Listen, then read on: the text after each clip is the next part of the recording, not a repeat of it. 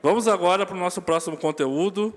Vou chamar aqui ao palco agora o Sérgio Chaves, diretor comercial da RISPSat, para compartilhar conosco sobre o papel estratégico dos satélites para a soberania nacional.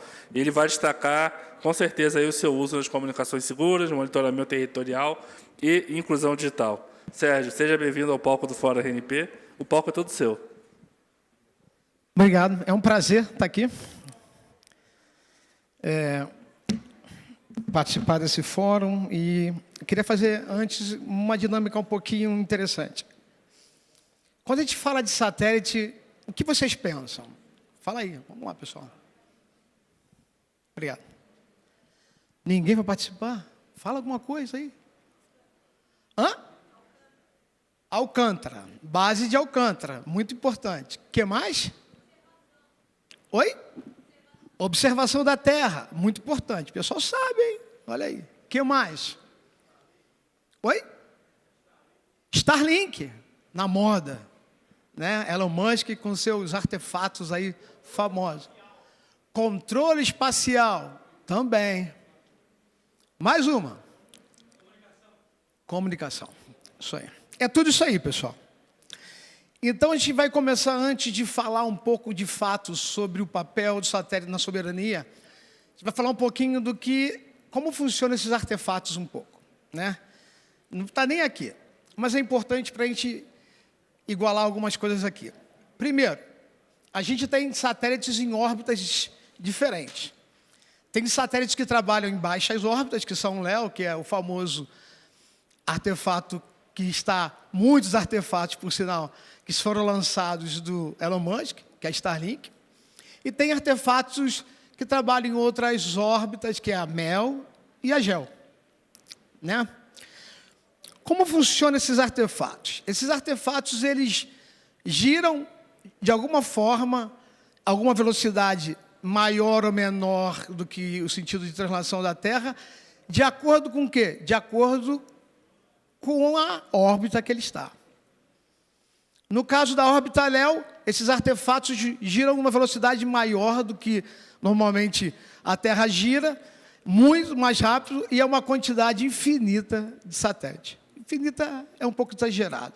A gente está hoje com mais de 10 mil satélites, no caso do Starlink.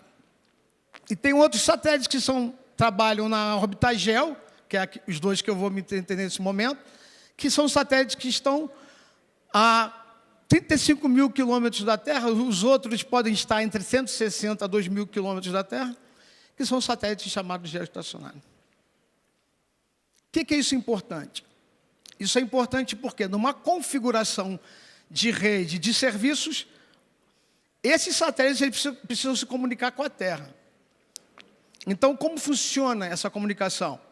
Existe uma comunicação chamada comunicação de usuários, do qual eu tenho uma antena na minha empresa, na minha casa, em algum lugar, ou que eu tenho um serviço dessa empresa, de qualquer outra empresa, que me presta esse serviço. Então, eu sou usuário e tenho essa comunicação, né, do half duplex aí, de um sentido para o outro, né, de descida e de subida, em relação a algum ponto que se comunica com esse satélite. Mas esse satélite, ele precisa estar comunicado e ele precisa estar centralizado nas gateways, que são o quê? Umas antenas terrenas, do qual eles concentram todas essas partes de comunicação, dessas milhares de antenas, ou centenas de milhares, ou dezenas de milhares, ou milhares de milhares, dependendo da órbita e do serviço que é prestado, que eles precisam se concentrar em algum ponto para poder ter acesso em terra, de fato, às redes de internet ou qualquer outra rede que seja necessária. Estamos indo? Estamos conseguindo aí entender um pouquinho? Tem uns que já sabem até mais do que eu, mas aqueles que não sabem, a gente está tentando igualar um pouquinho para poder chegar e entrar no que a gente precisa falar. Tá ok? Então é isso. Baseado nisso, a gente vai falar um pouquinho aqui sobre o que o satélite pode aportar nesse nível de segurança e de soberania. Bem, o que são os temas que a gente pretende tratar? São comunicações seguras no ambiente de riscos e críticos, coberturas em zonas remotas, segurança e resiliência operacional, monitoramento e vigilância do controle do tempo real, digitalização das Forças Armadas. Praticamente, o que é isso? Vou dar exemplos aqui, né? Por exemplo, o que aconteceu agora na Colômbia, né? Teve lá um mover de terra em que algumas infraestruturas foram abaladas, né? E algumas redes pararam de operar. Então, o que foi necessário? Eu posso falar outra coisa aqui. No Katrina, naquela devastação do Katrina, nós participamos tanto da Colômbia como do Katrina de restaurar as comunicações nesses lugares. E qual é a vantagem do satélite em relação a outros? É a rapidez e a agilidade. Porque você, através de uma antena, chegando a esse ponto, você pode fazer essa comunicação rapidamente, sem ter que ter necessário, porque o meio pelo qual ele se propaga é o ar, né? Isso é uma vantagem que tem do satélite na recuperação de redes e de serviços críticos através de desastres naturais, né? Outra coisa que funciona também no satélite, a gente vai falar aqui. Hoje, quem anda de avião, né? Não adianta, a gente tem um órgão a mais que se chama conectividade, né? A gente tem braços, pernas, cérebro, tudo que a gente tem, e tem um órgão a mais que é conectividade, né? Sem conectividade, hoje a gente não é nada. Então, o que acontece? Hoje, através dos aviões, as conectividades são feitas através de satélite. Tanto da parte de vídeo, que você vê lá, o canal da Globo, da Record, da SBT, Bandeirante, qualquer que seja, como também a conectividade que você tem de saída de internet pura e dura. Então, quer dizer, o satélite acaba estando presente em várias partes da nossa vida. E, na verdade, com o advento do Elon Musk, que quebrou a tranquilidade que se tinha nesse mundo satélite, que era um mundo tranquilo, em paz, que a competitividade era bem menor, trouxe bastante coisas interessantes para esse mundo. Nós vamos avançar. Eu dei um exemplo específico sobre algo, tanto da parte de aviação, da conectividade via satélite, como também da parte de restauração de infraestruturas críticas. E o que a gente faz nessa história aí, né? Nós somos uma empresa que nasceu na Espanha, é uma empresa espanhola, que veio para o Brasil em 2002, né? E que fez uma associação com a antiga, vou falar baixo, Telemar, Oi, né? E nós fomos sócios dela durante muitos anos, e através daí nós lançamos satélites geoestacionários para o Brasil, para a cobertura do Brasil e fora do Brasil também, até a 6ª geração de satélites. Então nós temos os satélites chamados Amazonas, Amazonas 1, 2, 3, 4, 5, e o último deixou de ser Amazonas 1, 2, 3, 4, 5, se tornou Amazonas Nexus. Então nós, da Spasat, nós temos infraestrutura satelital na órbita GEL, que é aquela de 35 mil quilômetros, que damos serviços a diversas entidades. Nós temos como cliente nosso o próprio Ministério das Comunicações, a ANP mesmo é cliente nossa, a gente tem como cliente também a Telebrás, a TV Globo, bem, vários clientes aqui com aplicações diversas. Então, só para a gente entender, nós estamos no Brasil há um pouco mais de 23 anos, né? Eu estou lá há 23 anos, eu praticamente cheguei junto com a empresa, e é um prazer para mim fazer parte dessa empresa. Mas esses somos nós, nesse contexto de satélites que nós estamos fazendo. Nós temos presença na área das Américas, cobrimos com satélites Américas, cobrimos com satélites também a parte de Europa e o norte da África. Esse é o nosso serviço. Mas voltando aqui para o assunto, o que a gente pode falar um pouco sobre isso? Quando se fala de comunicações seguras e comunicações militares, que a gente vai falar um pouquinho agora, você trabalha sobre algumas frequências específicas que se utiliza nessas comunicações, que podem ser frequências normais, KU, banda C, banda KA, e frequências que são específicas para militar, que é a KA militar e a banda X. Então, nessas frequências, a gente tem, através de empresas diretamente Spasat, empresas do qual a Spasat é sócia, serviços para dar para esse entorno de serviço militar. Mas, parando aqui um pouquinho, vamos falar sobre algo importante. Ao que eu no início falei, sempre as comunicações, elas chegam em algum lugar onde tenha um POP, que seja chamado de POP, ou uma estação terrena, uma gateway, para poder se comunicar com o satélite.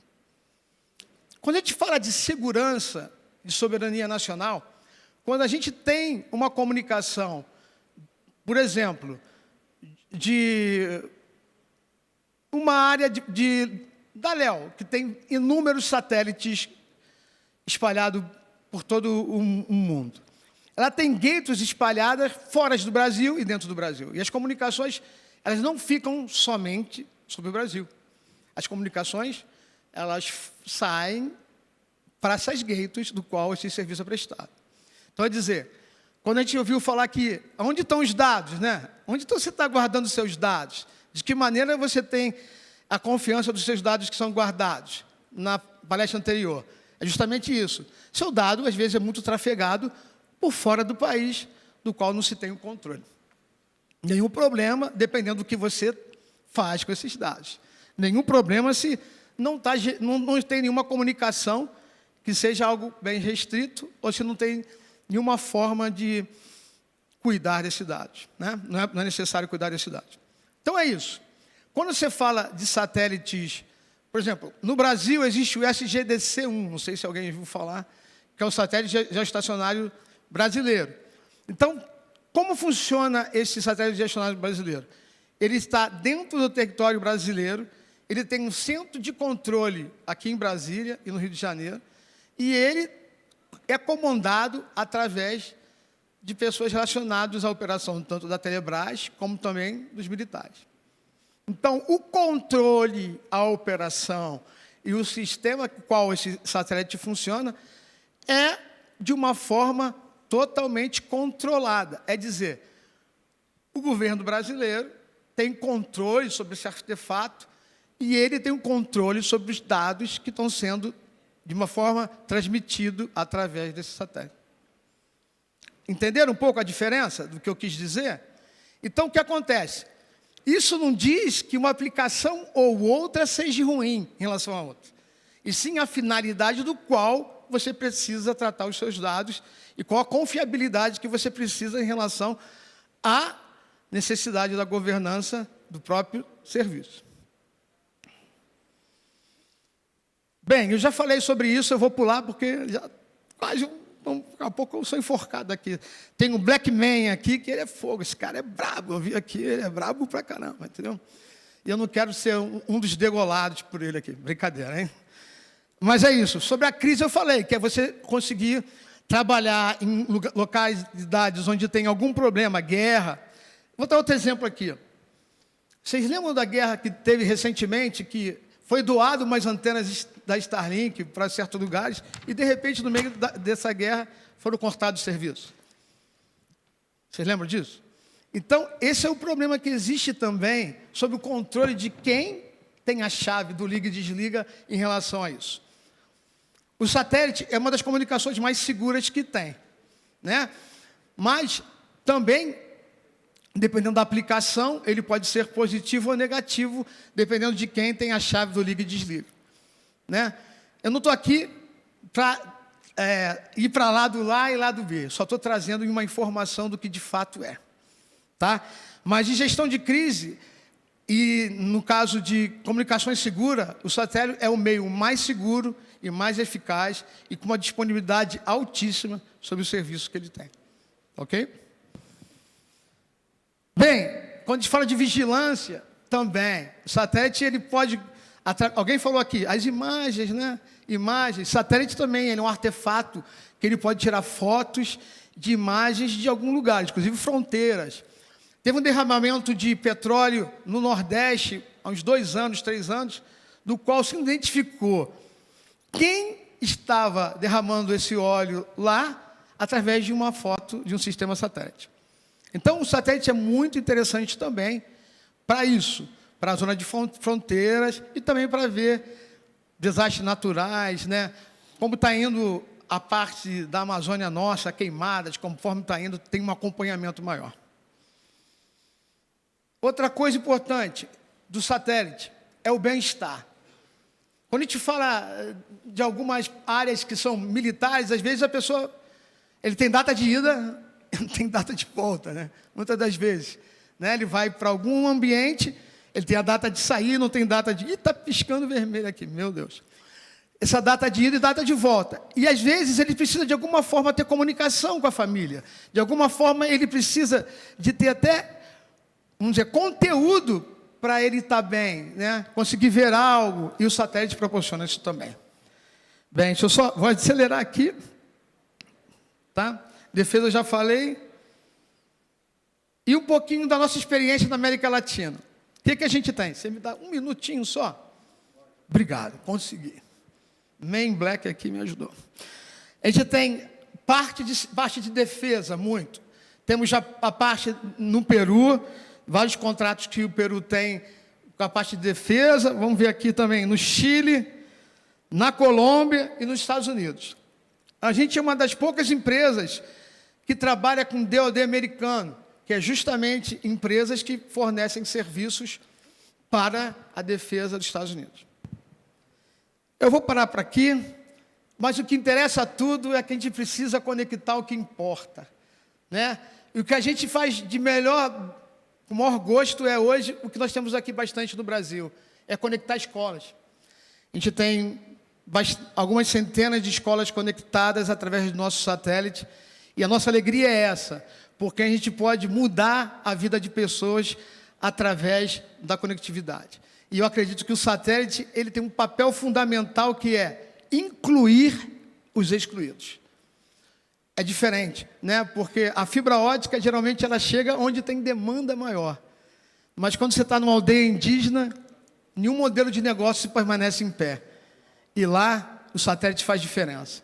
Então, eu acho que esse é o papel do satélite, conectar o que importa, conectar todos, de uma maneira geral. Te agradeço por me escutar, desculpa não conseguir passar tudo o que eu queria, mas existe um moço aqui que já está me cobrando o horário aqui.